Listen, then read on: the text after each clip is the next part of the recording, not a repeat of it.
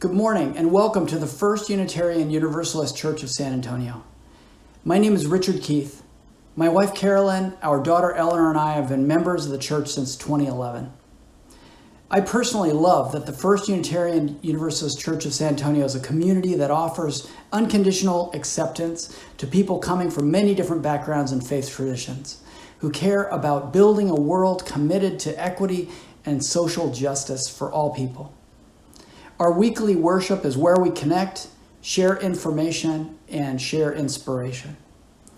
To begin, let's acknowledge the geographic place where we're currently located, the traditional lands and home of the Tonkawa and Payaya people of the Coahuiltecan tribe. These were the original and indigenous stewards of this area at the time that the Spanish first encountered them in the 16th century.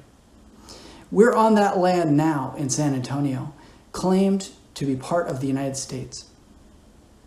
At our church, we believe in universal love, one that binds us together in mutual care and affection, and especially in our work for justice for all people and for the planet.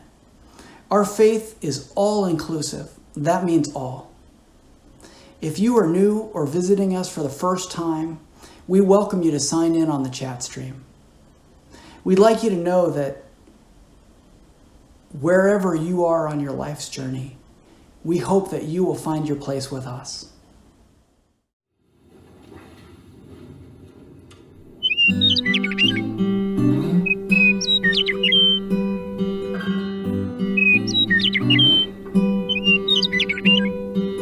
Blackbird singing in the dead of night.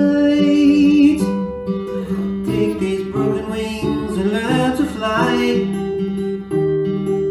All your life, you were only waiting for this moment to arise. Blackbird singing in the dead of night. Take these sunken eyes and learn to see. All your life, you were only waiting for this moment to be free. Blackbird fly. Blackbird fly into the light of a dark black night.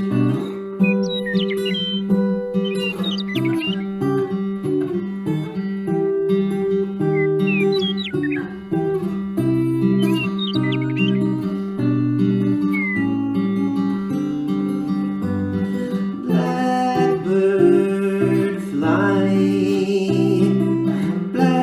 Blackbird fly into the light of a dark black night.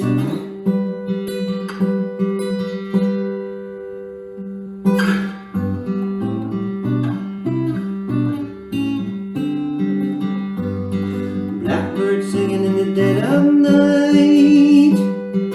Take these broken wings and learn to fly. All your life, you were only waiting for this moment to arise. You were only waiting for this moment to arise. You were only waiting for this moment to arise. Hi, we're the Lazcanos. I'm Faith. I'm Gabe. And this is Claire. Can you say hi? Hi. And we are so excited to light our chalice with you today. Ready? Ready? All right. We light this chalice to celebrate the flame of faith in each of us, honoring the light each of us brings to the world, rejoicing in the community we create together. We are called as Unitarian Universalists to build a beloved community where we are all welcome as blessings, and the human family lives in forgiveness and grace, whole and reconciled.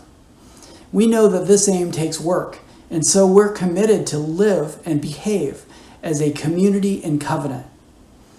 Let's recite our covenant that articulates our guidelines and binds us together in this community. The words can be found on your screen. Love is the doctrine of this church. The quest of truth is its sacrament, and service is its prayer.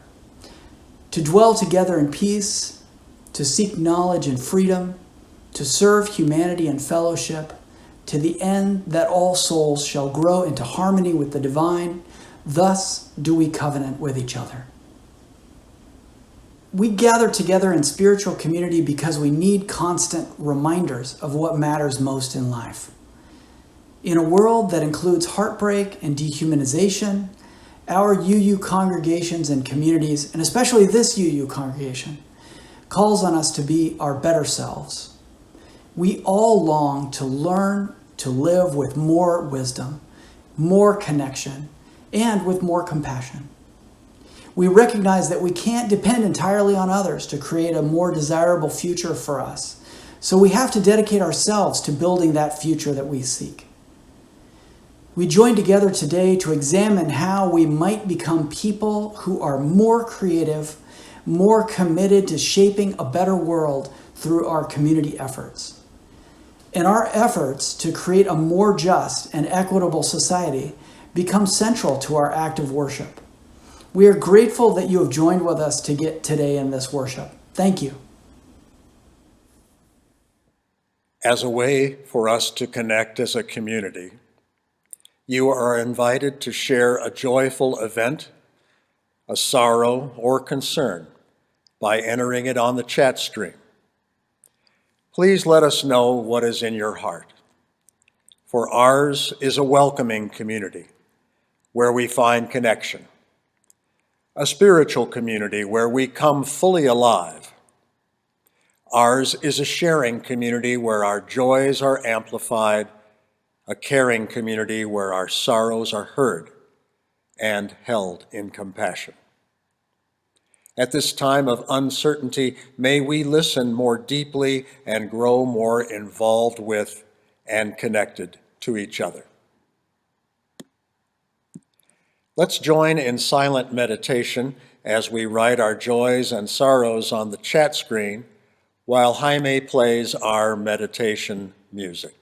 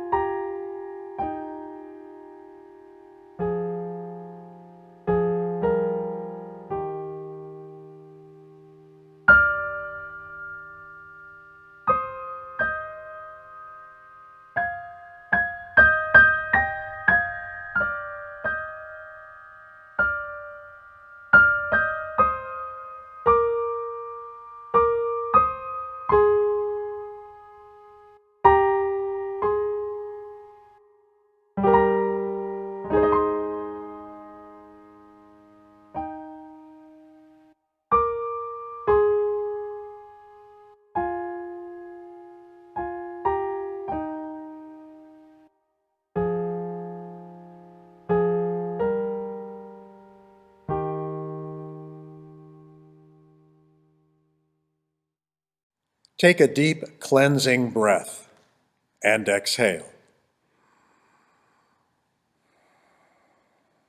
For all our joys, sorrows, and concerns, may we feel empathy and compassion. And for all that is unspoken, may the caring of our community offer a space of deep kindness, loving, and just action. Today's story wisdom is adapted from an Aesop's fable. It's called The Bundle of Sticks. Once upon a time, an old woman lived on a beautiful farm in the country. From her window, she could see pasture land, fields of grain, barns filled with animals, orchards, and forests beyond. The farm was special to the old woman because it had been in her family for many generations. She had lived there her whole life and grew up to be a mother and raise her family of 5 children. Now her husband was dead, and she too was in the last days of her life. Now the old woman might have been content after such a fortunate life, but she was not. She lay on her bed day after day, worrying about her grown children. They could not seem to get along. She heard them quarreling day and night.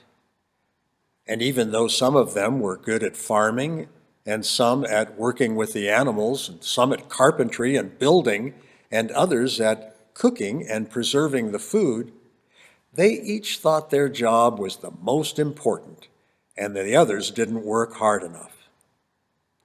They were all grown-ups now, but they held grudges against each other from things in the past, and they were jealous of each other's good fortune.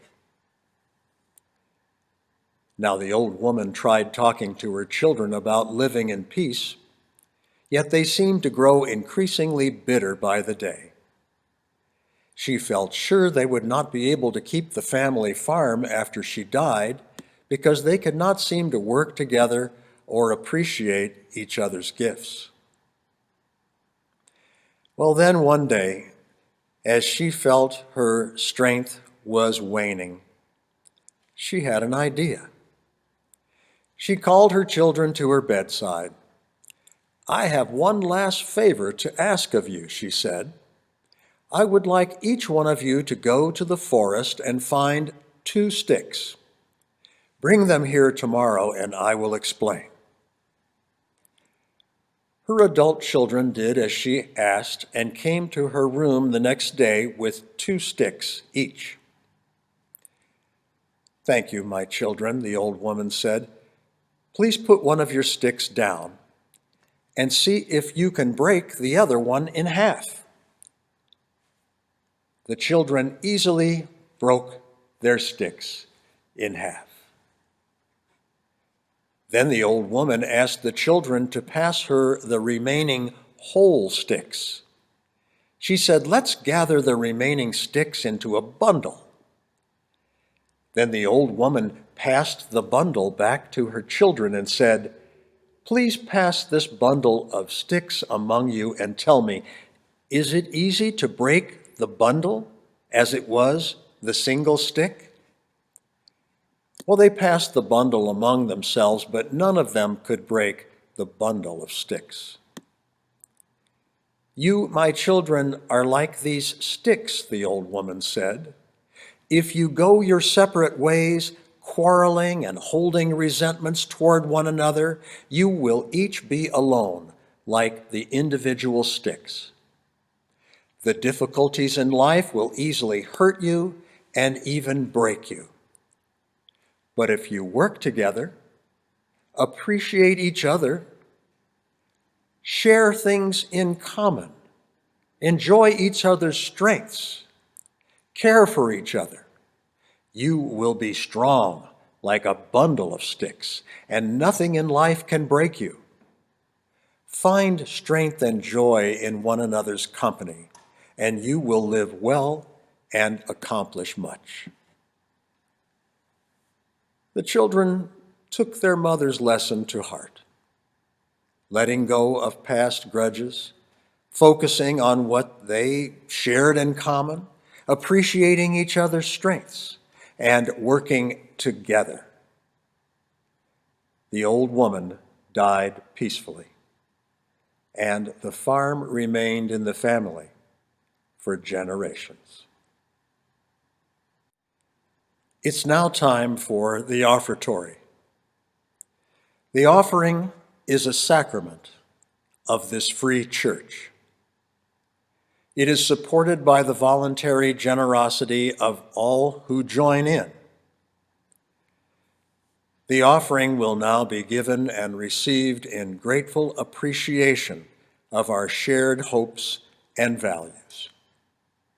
You may make an offering on our online giving portal through the link on the screen while we enjoy our musical anthem.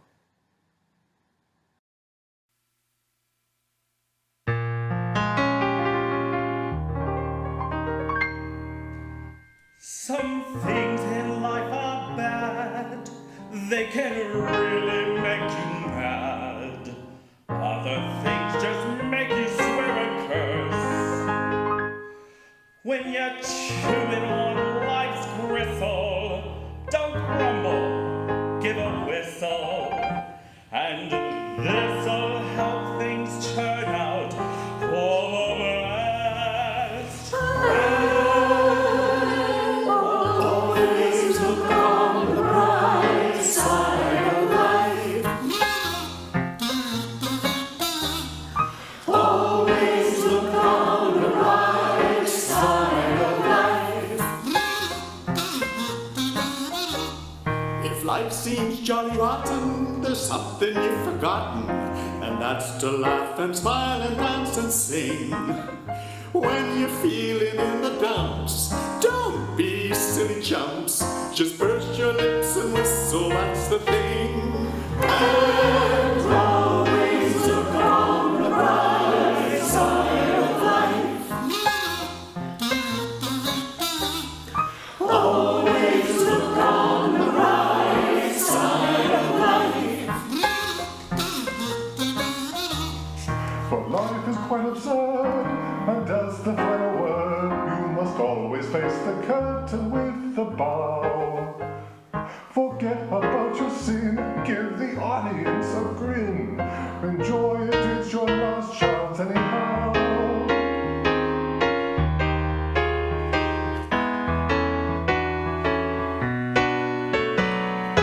Always look on the bright side of death. Just before you draw your terminal breath. For life is quite absurd, and that's the final word. Life's a laugh and dance, the joke is true. You'll see it's all a show, keep them laughing as you go. Just remember that the last line is on you.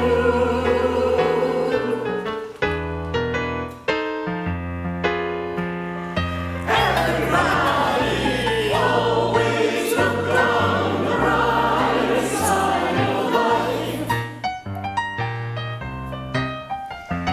Always look on the bright side of life. Side of life. Side of life.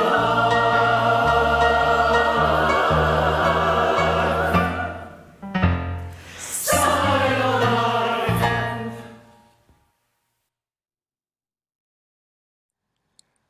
Our church is our community. Many of us consider this our spiritual home. We bless it with our gifts and talents so that we may succeed in fulfilling our goals, especially in our service to each other and to our wider community. We are a stand for justice, equity, and compassion in our wider community of humanity and to non-humans too. We are grateful for all our energies, ideas, cooperation, and contributions that make our community come alive today. I've entitled today's message, A New Year for Our Church. And I imagine all of us have hopes for this new year. After such a dark 2020, how could we respond as caring and conscious people in any other way?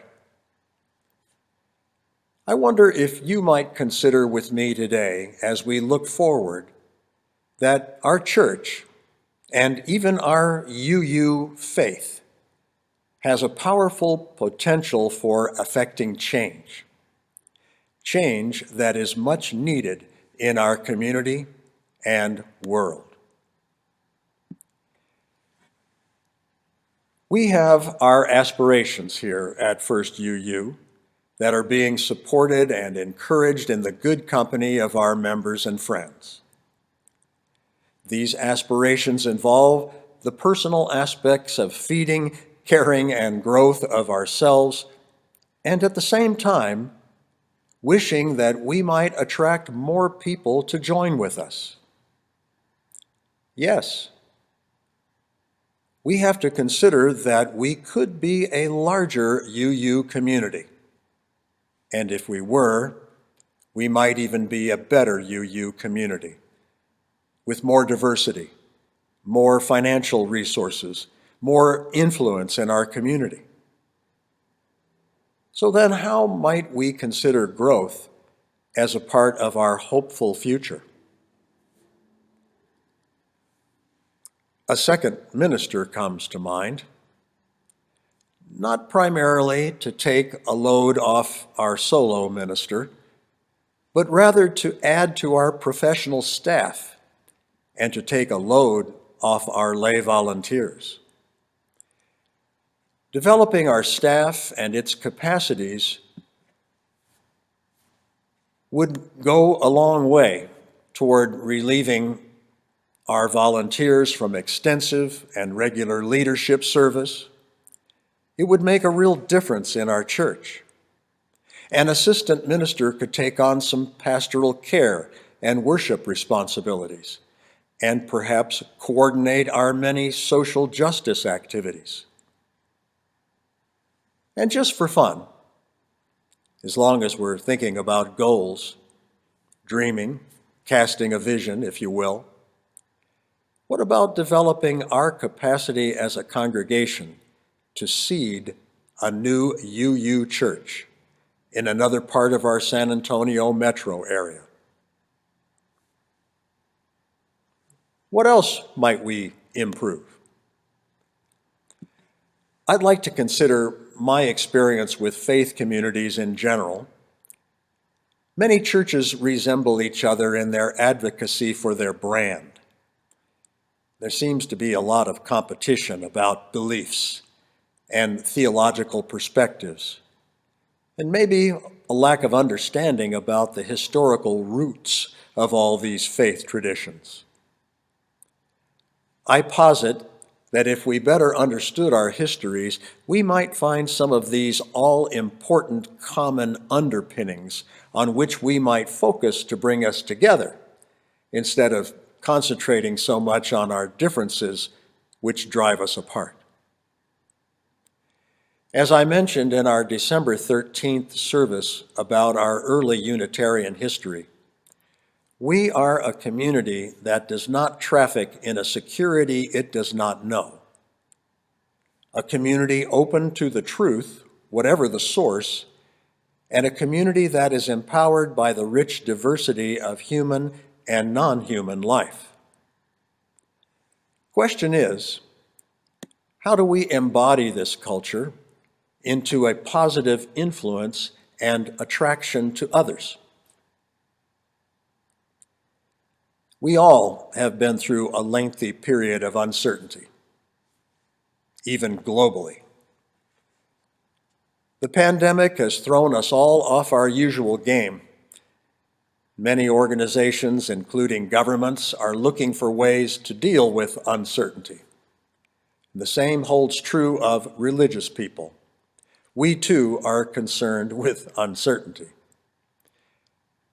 And uncertainty is what we offer an abundance of in UU congregations. We boast that, quote, "we have the questions for all your answers," unquote.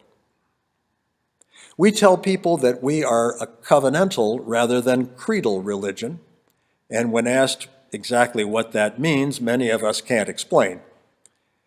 That's why, in part, that our Committee on Ministries is styling our version of what most UU congregations call a covenant of healthy relations, simply as a community agreement. Its content involves little religious language and churchy jargon. We UUs are proud of the fact that we are straightforward. We have no dogma, and we believe rightly so, And when it seems that for many years most people needed the certainty that Orthodox religion supplied, there now seem to be more people who might seek out a religion for the uncertainty it offers. They are more comfortable in a place that encourages them to explore more freely. This is a positive aspect of the uncertainty that we possess.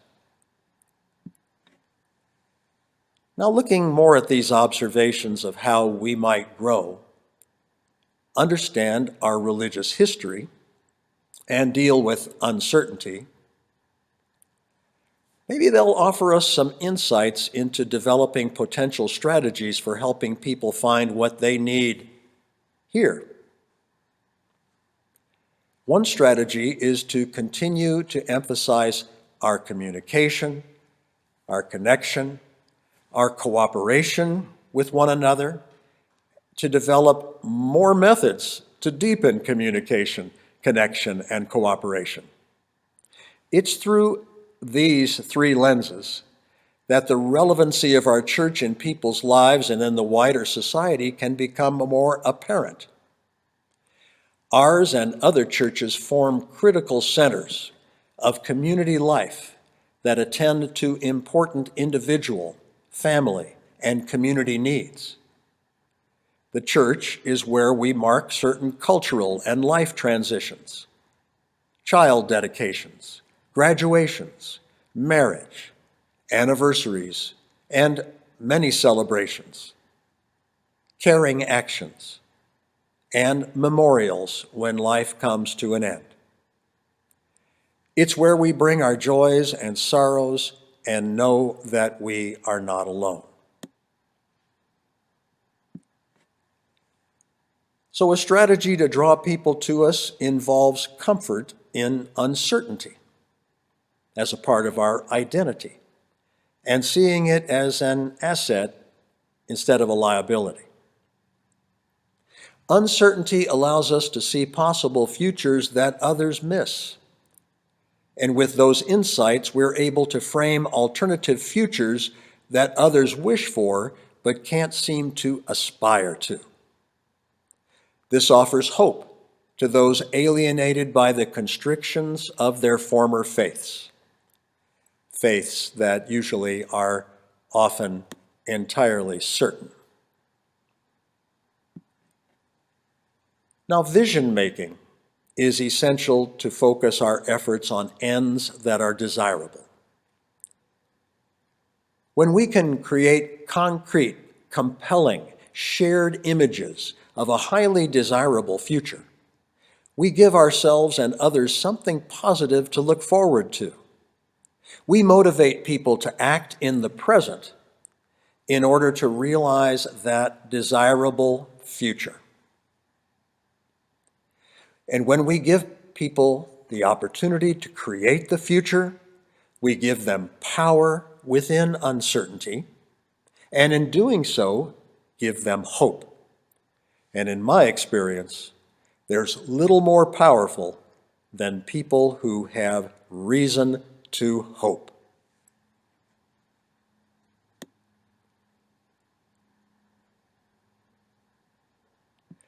Now, there's more to it than that. When we create a vision firmly grounded in our 7 principles, and when we tell stories of what the world will be like when we make it so, we create our identity. And creating our own identity, I believe, perhaps is the most important work that we Unitarian Universalists have before us. Part of what we offer people now is the fact that we have difficulty describing who and what we are. But when we cast a vision, that vision becomes a statement that summarizes who we are and what we aspire to.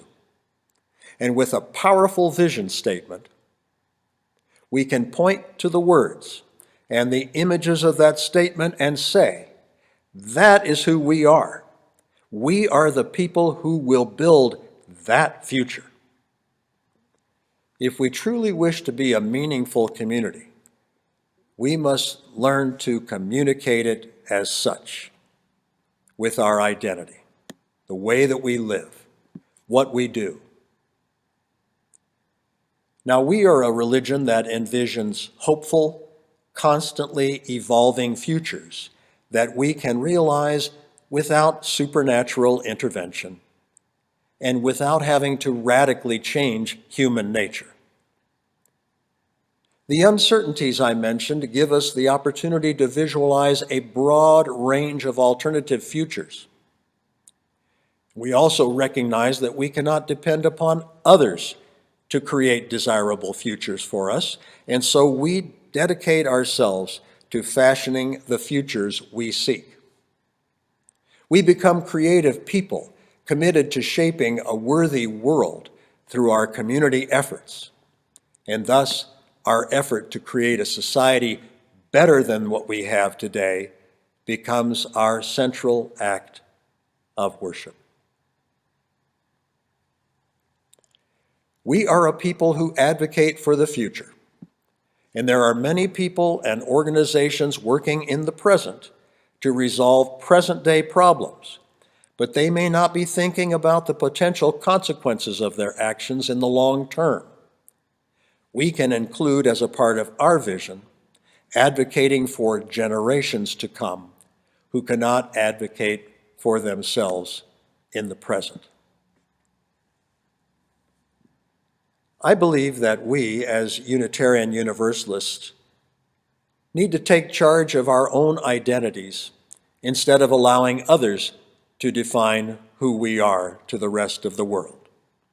And I believe it is imperative that we do this work, not just in our own congregation and not just for our own community, but that we must join together with other Unitarian Universalist congregations and do this vital work for our entire movement and for the entire world.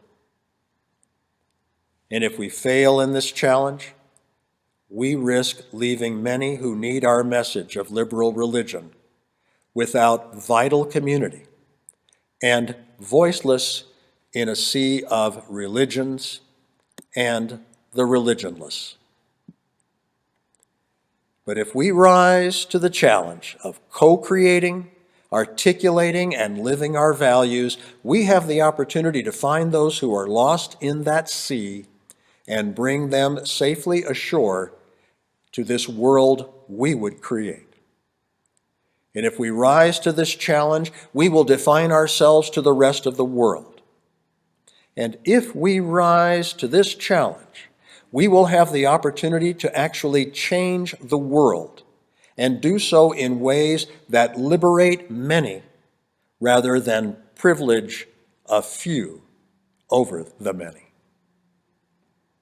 And this change, my friends, may be what gives greater hope than anything else we can offer.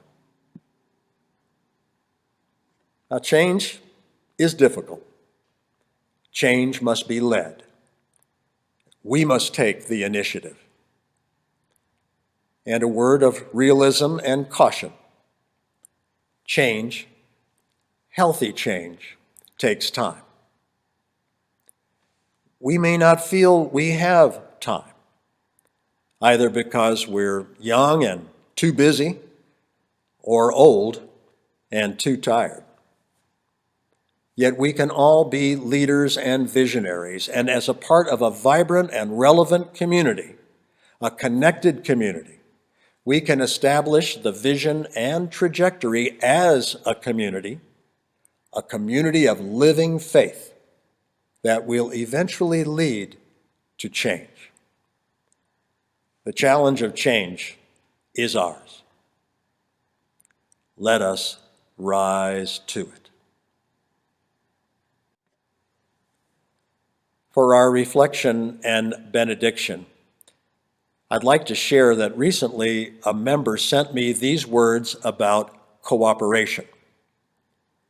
We can gain greater perspective by trying to understand one another's point of view, perhaps even putting ourselves in their place. We can search for commonalities as well as differences and look for the good in different approaches. There's always more than one way of doing things, and some approaches are better suited for certain situations than others. All of this is easier when we let go of the necessity to be right and to call others wrong. More importantly, we must believe that there is a solution that benefits all involved and not just one side. May we be a community of communication, connection, and cooperation, and embrace these ideas in order to be stronger together and flourish. Blessed be, and Amen.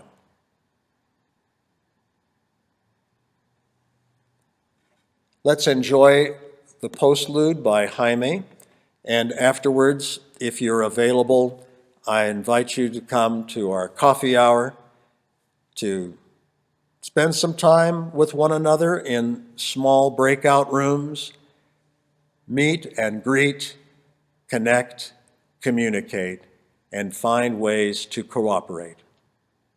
I hope to see you there.